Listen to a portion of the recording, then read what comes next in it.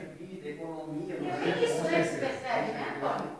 O que eu sinto é o seguinte, muito pouco tempo atrás, tinha-se um pensamento seguinte: eu vou comprar uma cadeira de balanço e vou ficar esperando a moto chegar. E hoje é muito diferente, o pessoal se tornou muito mais inteligente.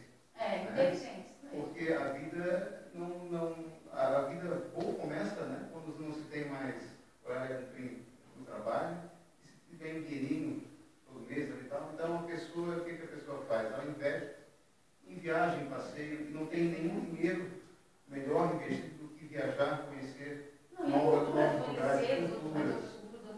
comidas, culturas, né? Porque você acha que o pessoal agora, essa geração, vamos dizer assim, ficou mais inteligente ou ficou com poder aquisitivo maior em função do momento que a gente vive no Brasil? eu acho que as duas coisas, com certeza as duas coisas. Hoje o poder aquisitivo aumentou um pouco dessa linha de necessidade, e também se tem essa vontade de viver mais, de conhecer lugares, né? Que a forma mais... qualidade de vida das pessoas, com certeza, né? Cuidado com a saúde, para que mais longe, para que tenha prazer também em durar mais, mas sem